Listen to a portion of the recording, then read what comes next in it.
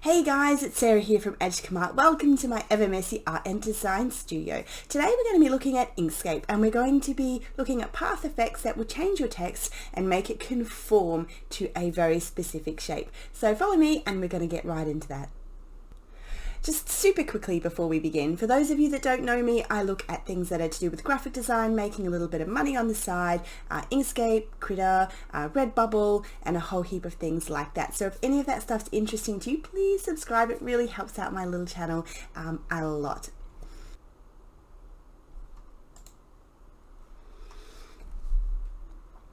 Alright guys, so here we are in Inkscape. This is about the fourth time I have done this part of the video because my computer has crashed on me, which is fantastic. Before I had push save.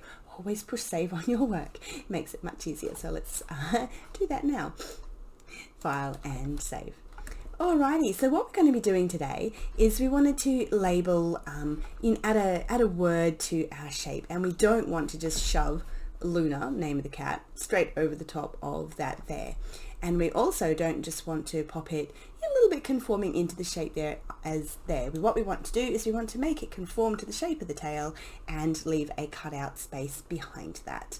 And I'm going to show you how to do that. We're going to do that over in a new document. Oh yeah, here's some cats that I was playing with the other day. That is a seamless fabric tile, that one there. So that goes seamlessly over you know, like fabric or sheets or whatever it might happen to be. All right, so here we are. We're going to go file and we're going to have a new document. We'll start from scratch so you can see everything that I am going to do. And first thing I'm going to do is I'm going to save this. Whoopsie-doo. And I am also just going to show you how to remove that page border from here. It's under document properties and just click off the show page border. It doesn't matter if you leave it there and you can just scroll it around and work somewhere else. Just wanted to show you how to do that wee one. The first thing we want is our shape, so we're going to import.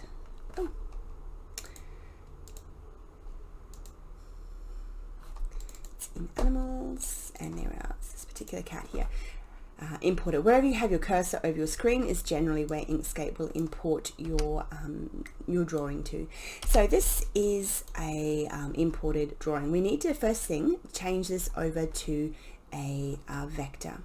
So with your object selected, you're going to go up to path and we're going to go to trace bitmap. For this, it works a lot better if you have like a silhouette shape, so something that is black and white and not a multicolored object for the time being. The trace bitmap is a little bit more challenging when you import colors and things into it as well. So for the moment this works really well for silhouettes, and that's what we're going to start with. So if you're having issues with anything, it's probably to do with colors. So I would strongly suggest choosing something that is black and white to start off with. We're going to go trace bitmap and it's going to pop up the screen, and we're just going to go single scan, not multiple scans, and all the other things here. Brightness cut off somewhere in the middle, and if you hit update you'll see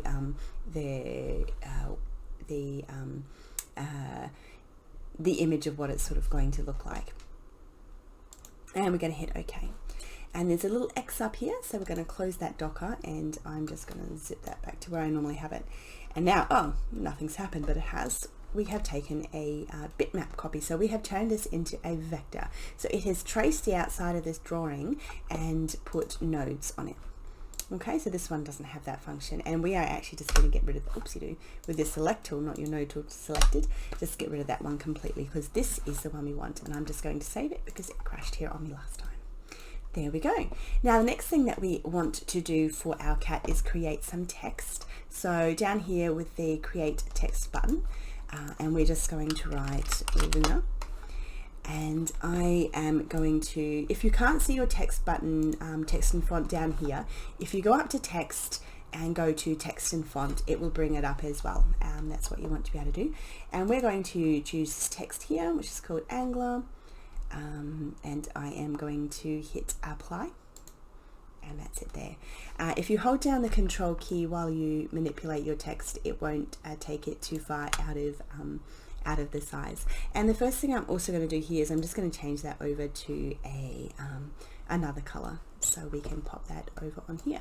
I'm also just going to create a copy just in case I need to do a reset at some point. The one thing I love about working with Inkscape is you've got, you know, the whole page to play around on. You can create copies and, you know, saves and things. You're not working in the bounds of like a single square. Like some of the programs, that's actually really annoying.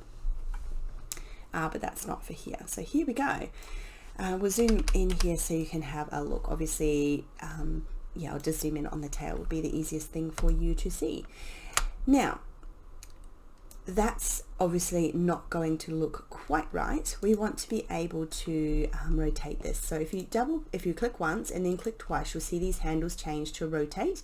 And again, if you hit the control while you're wiggling it around, it will move it a little bit like that, is make it a little bit easier. Speaking of cats, that's my cat in the background scratching on the door. Okay, and we're just going to pop that in there like that. Just wondering, I might just nudge that round just a smidgen and pop that down there. That's roughly going to be right, but it's still not quite exactly what we're going to want to do. We want to put a path effect in, but before we do that, I'm actually just going to put these on some different layers just to show you a few extra things here. So we've got our cat. We're going to go to layers. If you don't have it down here in the dockers, if you go up to layers and you click on your layers button here, it will pop up your layers tab as well. And we are going to add a layer, and I want this layer to go above the current. So on this layer here is currently where we have everything put on. So if you use that button, you can tell where it is. I actually want to put the text up a layer for the moment. So I'm going to select the text. And if we go to move selection to layer 2, we can move that up there. And I'm just going to relabel this as text. And I'm going to relabel this one as cat. Just to make things easy. So if I turn off the cat, you can only see the text, and if I turn off the text, you can only see the cat. I did a video on this just about a week ago, if you are interested in learning about layers. All right, so the next thing that we want to do is we want to add a path effect to this to make it make us be able to squish the shape of the text around. So we want to go to path, and we want to create a object to path out of this, otherwise we can't do what we need to do. And then we want to go to path effects, and it will pop up a docker over on the side here for us, path effects, and there's a little button down the bottom. Sometimes it comes up over on the side. Wherever it is, you're looking for the little blue button, and if you can't see it and it's grayed out, it means that your shape that you're trying to manipulate, your text, is not a path. So make sure you go back up and hit path, object to path again, just to make sure that's right. So hit your blue button and it's going to pop up this menu, and what you want to have a look at is the envelope deformation button here. So we're just going to click that. Okay, and I'm just going to move this around a little bit so you can see. Hopefully I am not in your way down there. All right, now we've got these little buttons here, top bend path, right bend path, and the bottom and the left. So that's moving the top path, so it's going to move the top shape, and then the bottom bend path is going to move it around like this, and then obviously your left and right is going to squish that in to see if you wanted to round out the edges because it's on a round shape or something like that. So let's just click on the top bend path, and you want to mouse over this button here where the nodes are.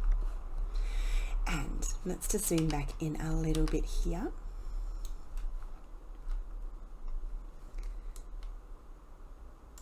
Just iconify that dock, and then I'll just wiggle that back over, and that just puts it into there. Hopefully, where's it gone? Path effects. Where are you, path effects? I've lost you. Align, export, fill and stroke, layers, objects, text, arrange, transformation, bother, path effects. Oh, well, there we go. All right, envelope deformation, here we go. So on the top bend path here, we're looking for this green line. And if you wiggle it, it will move your shape in and around. And you can wiggle it along here and wiggle it along there however you like. So we are going to start having a little bit of a play to get this where we want it to go. Oopsie, where we want it to go. So I'm going to start down here, and I am going to raise this up a little bit there. Okay, and then I am going to add in another node in the middle here just to bring this down. So if you double click on the line, it will bring up another node for you.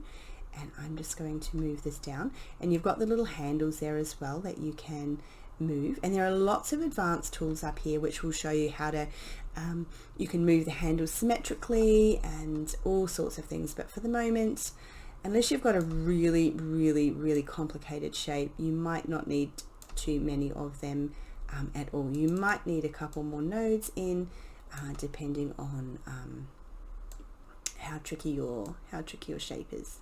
There we go. Now it doesn't need to be perfect because we are removing we are going to be removing the background behind here, so it just needs to look a little bit wibbly in this particular case. So I'm just going to flatten that out there, and that's going to be roughly right for what I want. And then we're just going to click down here on the bottom bend path, and we're going to switch this back into here. Obviously you can do this with, let's start on the L here. You can do this with much more complicated shapes and make it a lot more, move it around a lot more, but I actually don't need this for this one. I had a lot of difficulty finding a shape that I actually wanted to do this for that was easy, but not enough for you to actually see what I was doing.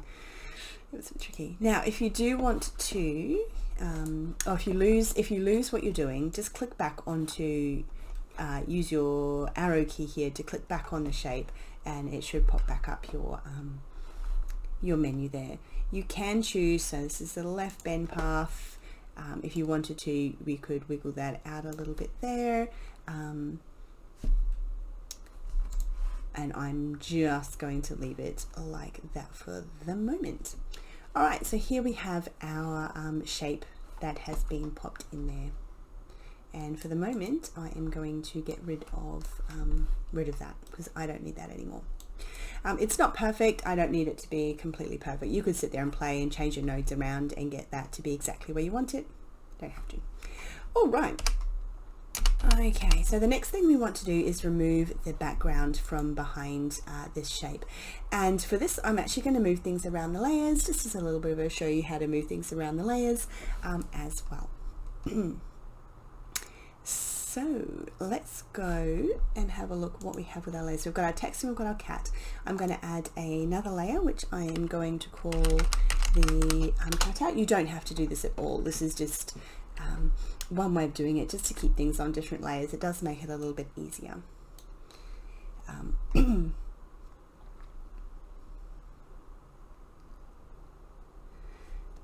Okay, and on the cat here that I have, I'm actually going to reduce the opacity of said cat. So on cat here, now down in the bottom corner underneath me, there's a little O for opacity, and I'm going to move that down to 50%.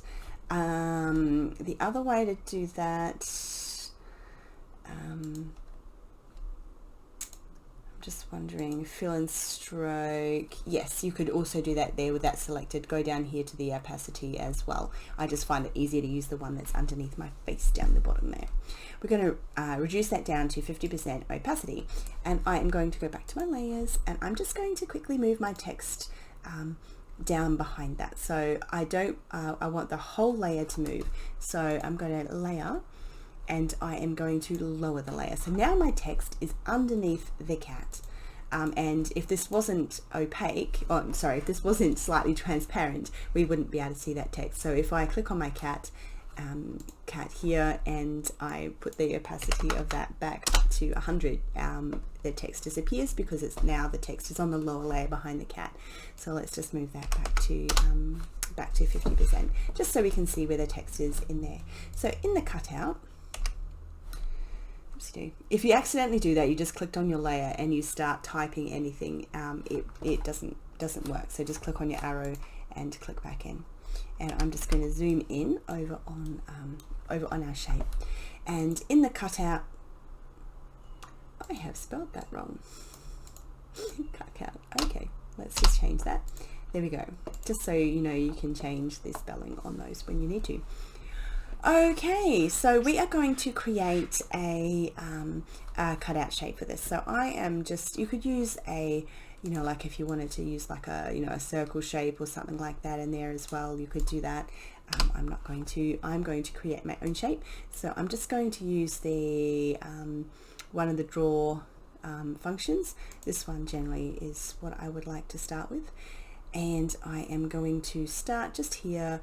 And you just want, I mean, it doesn't matter on the, oh, actually it does matter there. You just want, if you hold the control key, or the shift key, it won't snap quite as easily to those sorts of things. And I'm just going to draw around how I, roughly where I want it. The important thing is you, the important thing is that you get all the white space here. You're not kind of half on the text or half off there. That's the important one.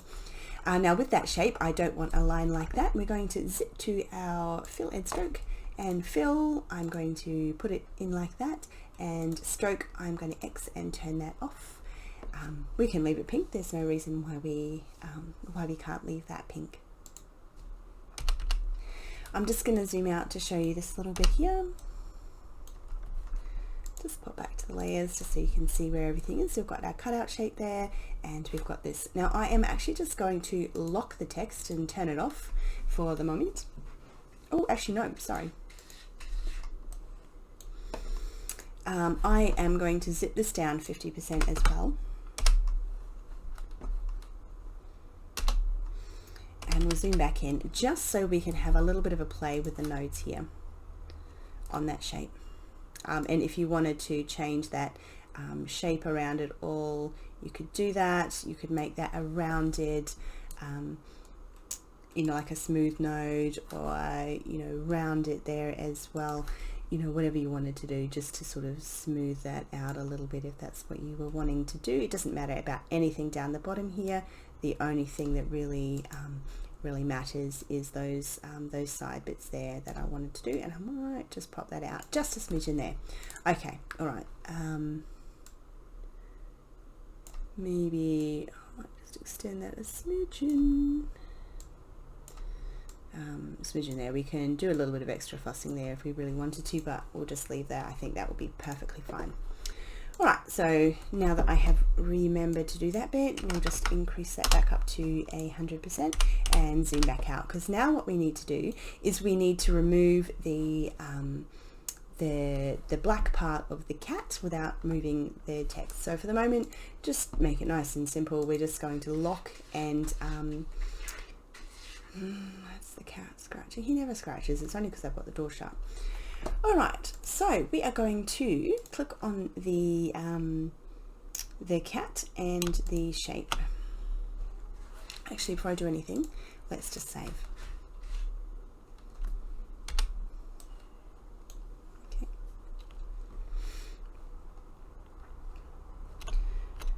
Alright, cat and the shape, and we are going to go object and difference. And that will have removed that shape from behind the cat. Oh, where's the text gone? Well, we put it behind the layer there. Okay, so now our cat can come back up to 100%, and there we have our cat shape with our text popped into text into the tail. Now, I would highly recommend at that point that you make sure everything is all grouped so you can't move anything. Oh, that's locked, so it won't work. If you have one of these locked, it won't group everything on there, so it's actually a really important thing to know. So Control G, or you can also go Object and Group, and there you have your little wee cat all ready for what we wanted.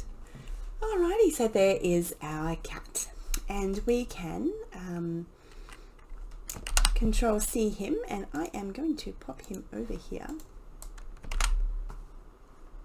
instead of this one, and pop him back here. So there we have it, because that one there was a slight little wee error when I was doing the original cutout shape for the the tail there. So there we are, that's what it looks like. And it's just adding something a little bit more subtle in there rather than just popping in a like a straight piece of text. It just looks a little bit more interesting, and certainly a lot better than just labeling along there. Of course, you can do this with anything you like, sort of baseball bats or rolling pins, or anything that you wanted to add to that. Kids' pencils. You could pop a name in there, or like best teacher ever, or something along those lines as well. Also, you don't need to do the shape, the envelope deformation there either. Like if you just want to keep it straight, you can do that as well, and just use that technique to do the cutout from behind as well. That would work as well. Anyway, so I hope that's helpful, and I now have to go and edit this with the 50,000 times that I have been distracted during this video due to everything that's going on. Anyway, thanks for watching. If there's anything that you would like to see, just let me know. Thanks guys, bye.